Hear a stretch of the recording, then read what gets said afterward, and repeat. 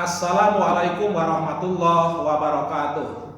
Alhamdulillahirabbil alamin. Alhamdulillahi wala ilaha illallah. Alhamdulillahi wala haula wala quwata illa billah. Allahumma sholli wa sallim wa barik ala Muhammadin wa ala alihi washabihi ajmain, amma ba'd. Rabbighfir warham wa anta khairur rahimin. Rabbi shrah li sadri wa yassir li amri wahlul 'uqdatam min lisani yafqahu qawli. Insya Allah pada pertemuan kali ini kita akan membahas tentang rukun iman yang keenam, yaitu iman kepada qada dan qadar. Apa itu iman? Nabi Muhammad SAW bersabda, al-imanu antu'mina billah wa malaikatih wa kutubih wa rusulih wal yaumil akhir wa bil qadari khairihi wa syarrih. Iman yaitu engkau beriman kepada Allah, engkau beriman kepada para malaikatnya, engkau beriman kepada kitab-kitabnya, engkau beriman kepada para rasulnya, engkau beriman kepada hari akhir atau hari kiamat, dan engkau beriman kepada qadar yang baik dan qadar yang buruk. Hadis riwayat Muslim. Apa itu qada dan qadar? Qada secara bahasa berarti ketetapan. Qadar secara bahasa berarti ketentuan atau ukuran atau keputusan. Baik qada maupun qadar disebut sebagai takdir. Jadi iman kepada qada dan qadar yaitu meyakini dengan sepenuh hati, meyakini dengan sungguh-sungguh bahwa Allah Subhanahu wa taala sudah menetapkan, sudah menentukan, memutuskan sesuai dengan ukurannya kejadian-kejadian yang akan dialami oleh seluruh makhluk yang ada di alam semesta ini sejak zaman azali hingga nanti akhir zaman. Nah, pertanyaannya sekarang, apa itu zaman azali? Zaman azali yaitu suatu zaman yang tanpa permulaan. Itu arti daripada azali. Nah, di mana pada saat itu sudah tertulis semua kejadian yang akan terjadi di alam semesta ini berikut terhadap makhluk hidup yang ada di dalamnya, dan itu tertulis rapi di dalam sebuah kitab yang bernama Lauhul Mahfuz. Apa itu Lauhul Mahfuz? Secara bahasa atau secara etimologi, Lauhul Mahfuz berasal dari bahasa Arab.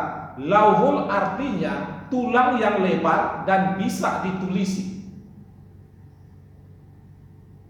Mahfuz artinya yang terpelihara. Jadi Lauhul Mahfuz berarti sebuah kitab yang tertulis dan terpelihara, sehingga Lauhul Mahfuz bisa juga disebut sebagai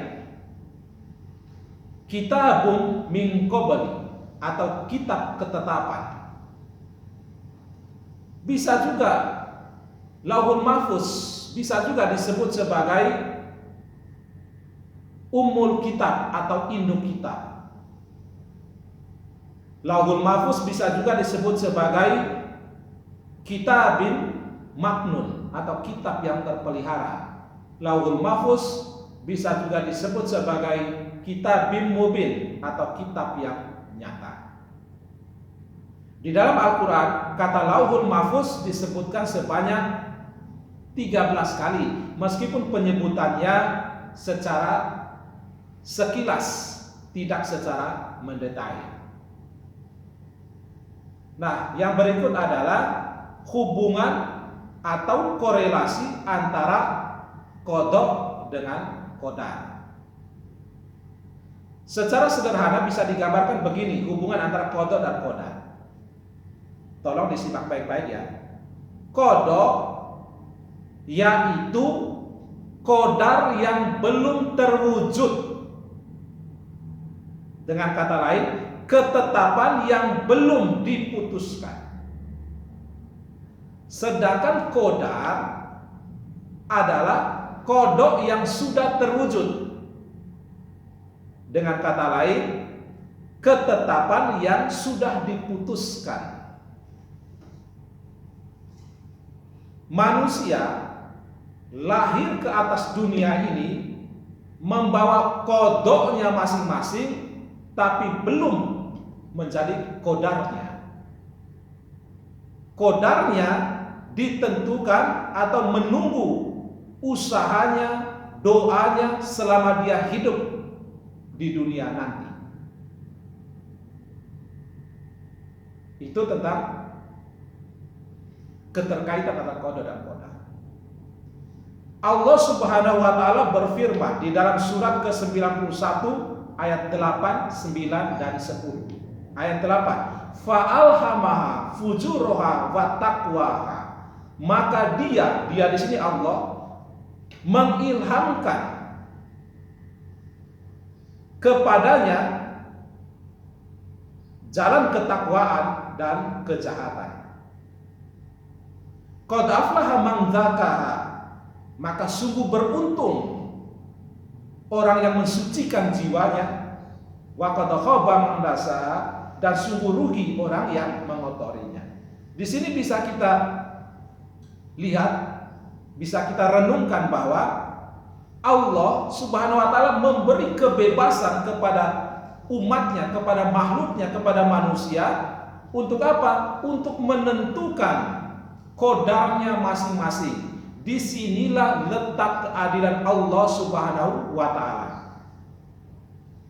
Allah memberikan potensi akal kepada manusia. Untuk apa? Untuk menentukan jalan hidupnya sendiri. Pilihan akhir dari Allah ada surga, ada neraka. Allah tidak pernah memaksa seseorang untuk memasuki surga ataupun memasuki neraka. Pilihan ada pada pribadi kita masing-masing. Setiap bayi yang lahir membawa lembaran hidupnya masing-masing yang masih putih. Allah Subhanahu wa, saya ulangi, Nabi Muhammad SAW bersabda, kullu mauludi yuladu al fitrah hatta yuriba anhu lisanu fa abawahu yuhawidani au yunasirani au yumajisani. Setiap anak lahir di atas fitrah. Jadi setiap anak yang lahir itu dilahirkan di atas fitrah, di atas kesucian, tanpa membawa dosa apa-apa, apalagi dosa warisan, tidak sama sekali. Hatta yuriba anhu lisanu, hingga dia fasih berbicara. Fa abawahu yuhawidani, orang tuanya lah yang membentuk karakternya, yang mendidiknya. Apakah anaknya tersebut akan berperilaku seperti orang Yahudi, au yunasirani, ataukah berperilaku seperti orang Nasrani, au yumajisani, ataukah berperilaku layaknya orang Majusi. Orang tua yang membentuk karakter tersebut. Hadis riwayat Baihaqi dan Tabrani di dalam kitab Al-Mu'jamul Kabir. Yang berikut adalah tentang macam-macam takdir. Di mukadimah tadi saya sudah singgung bahwa baik qada maupun qadar itu disebut dengan takdir. Nah, yang pertama sekarang tentang pembagian takdir dari qada. Ada dua, yaitu qada mubram dan qada mu'allaq. Qada mubram atau takdir mubram yaitu suatu kondisi yang diterima oleh manusia sejak dia lahir, dan itu akan berlaku selama hidupnya tanpa dia bisa campur tangan untuk merubah keadaan tersebut. Karena itu adalah hak prerogatif daripada Allah Subhanahu wa ta'ala. Contohnya apa? Contoh dari qada mubram adalah seorang anak lahir dari orang tua yang mana itu adalah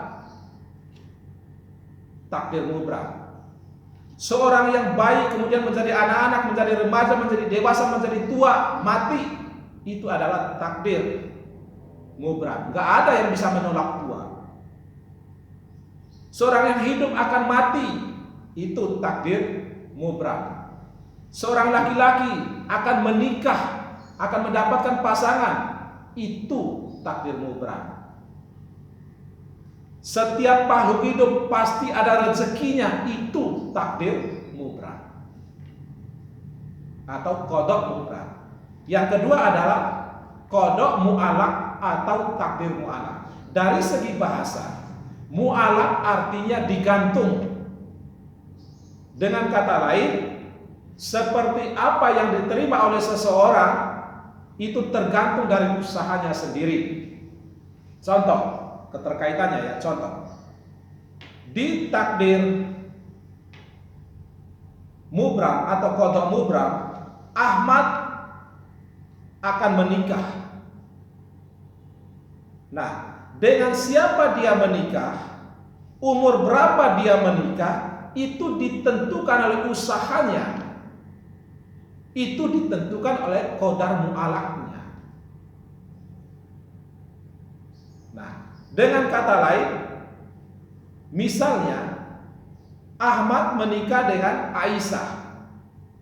Ahmad menikah itu qada mubramnya, menikah dengan Aisyahnya itu adalah qada mu'allaqnya. Itu adalah qada mu'allaqnya. Nah, mudah-mudahan bisa dipahami ya. Nah, yang berikut adalah tadi pembagian qada, yaitu ada qada mubram atau takdir mubram, ada qada mu'allaq atau takdir mu'allaq. Nah, yang berikut pembagian dari qadar. Ada dua juga, ada qadar baik atau takdir baik, ada qadar buruk atau takdir buruk. Nah, di dalam Al-Quran surat Az-Zalzalah ayat 7 dan 8, "Faman ya'mal mithqala dzarratin khairan yarah wa may ya'mal mithqala dzarratin syarran yarah." Nah, Allah tegaskan bahwa barang siapa yang berbuat baik meskipun itu kecil saja, sebesar biji jarah saja, Allah akan balas kebaikan itu. Sebaliknya, ayat ke-8-nya, barang siapa yang berbuat jahat, beramal buruk, meskipun itu sebesar biji jarah saja, maka Allah pun akan membalas kejahatan itu. Ini adalah jawaban dari qadar baik dan qadar buruk tadi. Nah, qadar yang baik, kalau menimpa orang yang beriman, ada orang rajin sholat, dia rajin mengaji, dia menjaga pandangannya atau godul basar, intinya dia takwa kepada Allah, kemudian hidupnya dikasih kesenangan oleh Allah, maka itu hanyalah persekot atau bentuk dalam tanda kutip uang mukalah sebagai balasan surga daripada Allah. Tetapi ada umpamanya, ada orang yang rajin sholat, taat beribadah, hidupnya sengsara, itu adalah bentuk ujian daripada Allah Subhanahu wa taala. Begitupun sebaliknya, ada orang yang ibadahnya Senin Kamis bahkan tidak beribadah sama sekali, bahkan kufur kepada Allah, ingkar kepada Allah, tetapi hidupnya baik-baik saja, itu adalah bentuk istidraj daripada Allah Subhanahu wa taala, bentuk ujian daripada Allah Subhanahu wa taala. Jadi orang-orang yang beriman pasti tahu itu. Ad-dunya sijnul mu'min wa jannatul kafir. Dunia ini penjara, dunia ini tempat ujian, dunia ini tempat susah payah bagi orang-orang yang beriman. Sementara bagi orang yang kufur kepada Allah, dunia adalah surganya. Sehingga kenapa orang Islam, kenapa orang yang beriman kepada Allah di akhirat nanti pantas layak masuk surga, karena dia atau mereka sudah mendapatkan nerakanya ketika hidup di dunia. Begitupun sebaliknya. Misalnya nih, sebelum kita mau bepergian, sebelum berangkat sudah berdoa, sudah menyiapkan segala sesuatunya, motornya dalam keadaan bagus, sudah diservis. Sebelum berangkat pun berdoa, di dalam perjalanan pun hati-hati, kecepatannya biasa saja, jalan di jalur yang benar. Kemudian diserempet oleh seseorang dan terjadilah kecelakaan, terluka, masuk rumah sakit. Itu adalah takdir yang buruk, terkena musibah. Tetapi bagi orang yang beriman pasti tahu bahwa itu adalah bentuk ujian daripada Allah Subhanahu wa taala, bukan ajab. Kalau hal tersebut menimpa orang yang tidak beriman kepada Allah atau yang malas beribadah, yang tidak bertakwa, itu bukan ujian, tetapi itu adalah ajab. Logikanya orang yang diuji itu, orang yang akan menjalani ujian adalah orang yang sekolah. Nggak mungkin guru-guru di satu sekolah memberikan ujian kepada anak-anak yang tidak sekolah. Allah tidak mungkin memberikan ujian kepada orang yang ingkar kepada Allah. Allah hanya menguji hambanya yang beriman kepadanya. Untuk apa? Untuk mengetahui apakah benar pengakuanmu ini, apakah benar imanmu ini benar-benar lillahi ta'ala, ataukah biar dapat sanjungan, biar dapat pujian daripada manusia, karena ria, karena sum'ah. Apakah kamu beriman kepada saya, kepada Allah maksudnya, hanya karena kedua orang tuamu juga yang muslim.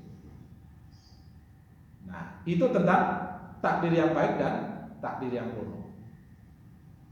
Nah, dalam menyikapi iman kepada qada dan qadar ini ada 5 sikap yang diperlukan. Yang pertama adalah doa. Doa artinya permohonan, permintaan. Kepada siapa? Kepada Allah Subhanahu wa ta'ala. Nah, urutan pertamanya doa. Jangan sampai kerja dulu baru berdoa. Itu artinya mengambil dulu baru minta. Nah, etikanya berdoa dulu, minta dulu, baru bekerja, baru berikhtiar. Salah juga umpamanya doa saja tidak mau berusaha, itu juga salah. Tapi berdoa yang pertama baru berusaha atau berikhtiar. Allah Subhanahu wa taala berfirman di dalam surat ke-40 ayat ke-60. Wa qala rabbukum ud'uni astajib lakum. Wa qala rabbukum ud'uni astajib lakum. Innal ladzina yastakbiruna an ibadati sayadkhuluna jahannama dakhirin. Dan Tuhan telah berfirman, ud'uni, berdoalah kepadaku, astajib lakum, niscaya aku akan perkenankan bagimu. Innal ladzina yastakbiru, sesungguhnya orang-orang yang sombong. Innal ladzina yastakbiruna an ibadat, orang-orang yang sombong tidak mau menyembahku. Sayadkhuluna jahannama dakhirin, mereka akan masuk neraka jahanam dalam keadaan hina. Ayat ini memberikan pesan bahwa berdoa kepada Allah adalah bentuk penyembahan, bentuk pengakuan bahwa kita yang berdoa itu tidak punya kemampuan apa-apa, bentuk penghambaan kepada Allah. Dengan kata lain, orang yang tidak mau berdoa kepada Allah adalah yang merasa dirinya sanggup hidup, sanggup berbuat sesuatu tanpa Allah. Itu kan artinya sombong. Barang siapa yang menyombongkan diri, kata Allah, tidak mau berdoa kepadaku, akan masuk surga dalam keadaan hina. Sementara surga itu tidak mungkin diperuntukkan bagi orang-orang yang sombong. Nabi Muhammad SAW bersabda, la yadkhulul jannata man kana fi qalbihi la yadkhulul jannata man kana fi qalbihi mithqalu dzarratin min kibri. Tidak akan masuk surga orang yang di dalam hatinya min qalbihi, orang yang di dalam hatinya min qalbihi mithqalu dzarratin min kibri. Orang yang di dalam hatinya ada sebesar biji sawi kesombongan, tidak akan masuk surga. Apa itu sombong? Sombong yaitu al-kibru batarul haqqi wa ghamtun nas, hadis riwayat Muslim. Sombong itu adalah menolak kebenaran, wa ghamtun nas, dan merendahkan orang lain. Nah, di dalam ayat yang lain Allah Subhanahu wa taala berfirman, wa iza sa'alaka ibadi anni fa inni qarib. Dan apabila hamba-hambaku bertanya kepadamu Muhammad tentang aku, fa inni qarib, maka aku dekat, kata Allah. Ujibu da'watid da'i idza da'ani. Aku kabulkan permohonan orang yang memohon kepada. Aku kabulkan setiap orang yang berdoa apabila dia berdoa kepada. Falyastajibu li wal yu'minu bi la'allahum yarshudun. Maka hendaklah mereka melaksanakan perintahku, wal yu'minu bi, dan beriman kepada. Jadi syaratnya dua. Laksanakan perintah Allah, beriman kepada Allah, la'allahum yarshudun, agar mereka memperoleh kebenaran. Jadi sangat penting berdoa itu. Bahkan di dalam hadis yang pendek Nabi Muhammad SAW bersabda, ad-du'a'u mukhul ibadah. Doa itu inti daripada ibadah. Maka berdoalah kepada Allah Subhanahu wa taala dengan memperhatikan syarat dan rukunnya. Tidak ada doa yang tertolak oleh Allah Subhanahu wa taala. Kalau kita merasa sudah lama berdoa belum diberikan oleh Allah Subhanahu wa taala, maka barangkali dengan doa itu sudah berapa banyak musibah yang sejatinya di kodoknya itu ditimpakan kepada kita, tetapi dengan doa yang kita ucapkan, doa yang kita lafazkan itu bisa mengganti musibah yang akan menimpa kita itu, sehingga tidak terjadi musibah pada diri kita. Jadi itu manfaat daripada doa. Nah, setelah berdoa apa yang dilakukan? Ikhtiar atau usaha. Jangan setelah berdoa langsung pangku tangan, tidak. Setelah berdoa yaitu berikhtiar atau berusaha.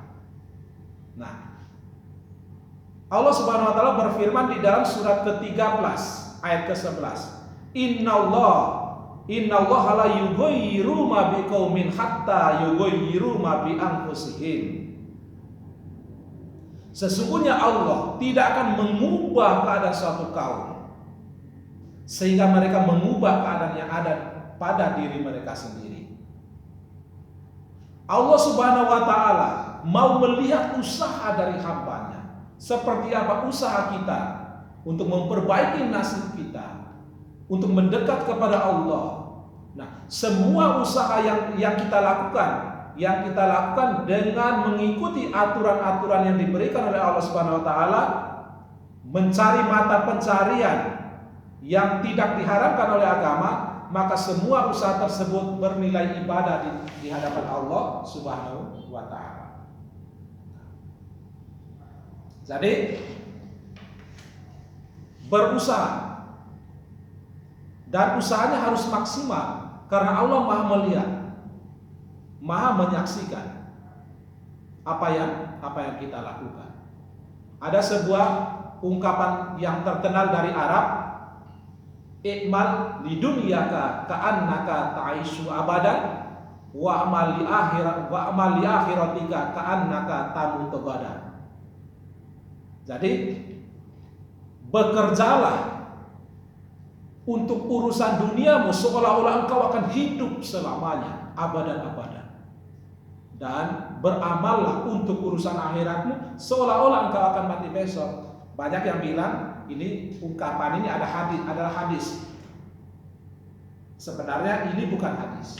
Jadi menurut Syekh Al-Albani di dalam kitab Silsilah Al-Hadis Ad-Dhaifah, beliau menyebutkan bahwa ungkapan tersebut yang baru saya bacakan tadi tidak tepat atau tidak benar kalau dikatakan hadis dari Nabi Muhammad SAW.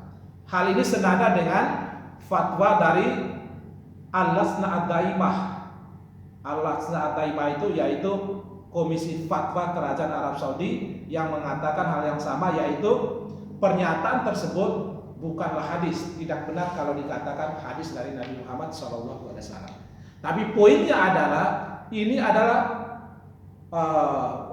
kalimat motivasi, bekerja untuk urusan duniamu seolah-olah akan hidup selamanya, dan berusaha beramal untuk urusan akhirat seolah-olah akan mati besok. Artinya jangan dibalik-balik, jangan saat sholat ingat dunia, urusan dunia, nah saat bekerja ingat sholat. Jadi itu yang nggak boleh, harus proporsional. Saat bekerja ingat bahwa saya akan hidup selamanya sehingga timbul gairah kerja.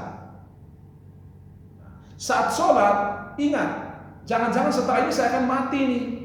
Ibaratnya sholat di ujung kubur, setelah ini masuk ke dalam lubang kubur sehingga timbul khusyuknya. Jadi bekerja. Kemudian apalagi setelah berdoa, yang kedua berikhtiar atau berusaha. Yang ketiga adalah tawakal. Tawakal artinya apa? Tawakal artinya menyerahkan segala urusan kita kepada Allah Subhanahu wa taala. Menyerahkan di sini bukan tawakal, ini bukan artinya pasif, bukan. Tawakal itu berada setelah doa dan usaha baru tawakal. Kalau ujuk-ujuk tanpa doa, tanpa usaha langsung tawakal, itu bukan tawakal namanya. Tawakal dalam Islam yaitu doa dulu, setelah doa usaha dulu, setelah usaha serahkan hasilnya, terserah deh kehendak Allah seperti apa. Yang penting saya sudah berdoa dengan khusyuk, berikhtiar dengan maksimal, kemudian saya sekarang bertawakal dengan sungguh-sungguh. Allah Subhanahu wa taala berfirman di dalam surat ke-65 ayat ketiga, "Wa may yatawakkal 'alallah fahuwa hasbuh. Innallaha balighu amri qad ja'alallahu likulli syai'in qadar." Barang siapa yang bertawakal kepada Allah, fahuwa hasbuh, maka Allah akan mencukupkan keperluannya. Innallaha balighu amri, sesungguhnya Allah melaksanakan urusan-urusannya. Qad ja'alallahu likulli syai'in qadar. Sungguh Allah telah mengadakan bagi setiap sesuatu ketentuan bagi setiap sesuatu. Jadi Allah akan menjamin tuh. Yang penting doanya dulu benar, kemudian ikhtiar, jangan malas, baru bertawakal, serahkan hasilnya kepada Allah. Apa saja hasilnya dari Allah, nerimo, bersyukur. Nah, setelah yang ketiga tadi bertawakal, yang keempat apa? Bersyukur. Allah Subhanahu wa taala berfirman di dalam surat ke-14 ayat ke-7, "La in syakartum la azidannakum wa la in kafartum inna adzabi lasadid." Siapa yang bersyukur kepada Allah, maka Allah akan menambah nikmatnya, Allah akan menambah karunia-Nya. Bersyukur. Apa itu syukur? Syukur yaitu merasa senang dengan apa yang dimiliki. Itu definisi syukur yang sederhana. Merasa senang dengan apa yang dimiliki. Dan barang siapa yang mengingkari nikmatku, kata Allah, sungguh azabku sangat pedih. Nah, harus bersyukur nih apa saja yang diberikan oleh Allah Subhanahu wa taala. Kita alhamdulillah umpamanya punya HP yang jadul, teman punya HP yang bagus. Syukur, alhamdulillah. Inilah karunia Allah untuk saya. Nah, dengan begitu apa? Dengan begitu akan timbul kebahagiaan itu. Dengan begitu Allah akan menambah nikmat yang diberikan kepada kita. Bukankah kenikmatan itu, kebahagiaan itu bersifat imateri? Lalu bagaimana kita mengukur kebahagiaan dengan yang materi? Coba renungkan itu. Bukankah kebahagiaan itu adanya di hati? Lalu bagaimana bisa kita meletakkan kebahagiaan itu di harta benda? Di HP, di motor, di mobil, dan lain sebagainya. Nah, jadi syukur kepada Allah Subhanahu wa taala atas segala nikmat yang diberikan itu. Kemudian apa? Yang terakhir, sabar. Allah Subhanahu wa taala berfirman di dalam Quran surat kedua ayat 153. Ya ayyuhalladzina amanu ista'inu bis-sabri was-shalah innallaha ma'as-sabirin. Hei orang-orang yang beriman. Panggilan khusus nih kepada orang-orang yang beriman. Ista'inu bis-sabri. Mintalah, bersabarlah. Ista'inu bis-sabri. Mintalah pertolongan kepada Allah dengan sabar, bis-sabri, was-shalah, dan sholat. Secara singkat bisa kita bahas ayat ini. Panggilan kepada orang-orang yang beriman. Kemudian diperintahkan minta pertolongan kepada Allah. Dengan cara apa? Dengan dua tadi, sabar dan sholat. Apa itu sabar? Sabar artinya teguh di dalam kebenaran. Itu definisi sederhana daripada sabar. Sabar bukan berarti pasif. Sabar bukan berarti ada seseorang yang datang keplek kepala kita, diam saja. Sabar itu bukan sabar. Sabar teguh di dalam kebenaran. Pada saat ulangan di kelas atau tes CPNS umpamanya, yang lain bermain curang, sogok sana sini, nyontek sana sini, tapi kita sabar nih, teguh di dalam kebenaran, tetap aja sholat, tetap aja kerjain secara benar, secara jujur. Itu artinya sabar. Di saat yang lain terang-terangan bermaksiat kepada Allah dengan bangga, dengan senang mempertontonkan maksiatnya, sementara kita tetap berada di dalam nilai-nilai agama, nilai-nilai yang dibenarkan oleh ajaran agama. Itu artinya sabar, teguh di dalam kebenaran. Nah, kemudian sholat. As-sholatu imaduddin. Faman aqamah faqad aqamaddin wa man taraka faqad hadamaddin. Salat itu tiangnya agama. Barang siapa yang meninggalkan salat berarti meruntuhkan agama, dan barang siapa yang menegakkan salat berarti menegakkan agama, dan barang siapa yang meninggalkan salat berarti meruntuhkan agama. Jangan heran di Indonesia banyak yang muslim. Umpamanya nih 100 juta yang muslim, yang sholat berapa? Bisa jadi cuma 10 juta. Yang 10 juta yang sholat 5 waktu, kemudian sholatnya di awal waktu berapa? Bisa jadi 5 juta. Dari 5 juta yang sholat, kemudian sholatnya di awal waktu dan ngerti maksud dari bacaan sholat itu berapa? Bisa jadi 1 juta. Sehingga tidak heran kalau Muslim di Indonesia ini banyak, akan tetapi tidak punya kekuatan, baik kekuatan politik maupun kekuatan ekonomi maupun kekuatan di dalam peradaban. Bagaikan buih di air lautan, banyak jumlahnya, tetapi terombang-ambing, dihempaskan oleh gelombang dan pada akhirnya pecah, hilang di pinggiran pantai, di bibir pantai. Itulah kondisi umat Muslim di Indonesia. Nah, bagaimana caranya agar umat muslim di Indonesia bisa memperkuat peradaban seperti yang terjadi di Andalusia dulu? Caranya adalah dengan tadi sabar di dalam kebenaran, tahan godaan, sabar di dalam kebenaran. Teman ngajak, ayo sana yuk, itu asik ajakannya. Nah, tetapi ketika mengikuti teman itu umpamanya ada ajaran agama yang dilanggar di situ, misalkan ajak untuk main game itu nggak haram, tetapi ketika main gamenya membuat sholatnya terabaikan, itu yang bisa jadi haram. Jangankan main game, kamu baca Al-Quran, meninggalkan sholat, baca Al-Qurannya bisa jadi salah. Kenapa? Karena kamu meninggalkan sholat. Jadi itu poinnya, sabar dan sholat. Jadi dalam menyikapi perilaku beriman kepada qada dan qadar, milikilah 5 karakter tadi, yaitu doa, selalu berdoa setiap saat, kemudian berikhtiar, berusaha semampu kita, jangan menghalalkan yang haram, mengharamkan yang halal. Kemudian apa? Tawakal, serahkan segala urusan kita kepada Allah. Kemudian apa? Bersyukur kepada Allah atas apa saja yang kita miliki. Dan yang terakhir adalah sabar. Syukur dan sabar ini satu paket ini. Hanya orang yang bersyukur yang bisa bersabar, hanya orang yang bersabar yang bisa bersyukur.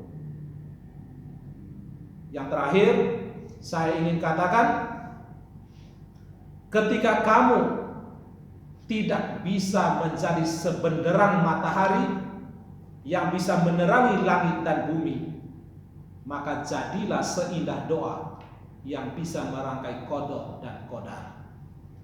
Demikian. Terima kasih atas perhatiannya. Mohon maaf atas segala kekurangannya. Wallahu a'lam bishawab. Subhanakallahumma wa bihamdika asyhadu an la ilaha illa anta astaghfiruka wa atubu ilaik. Barakallahu fikum. Wassalamualaikum warahmatullahi wabarakatuh.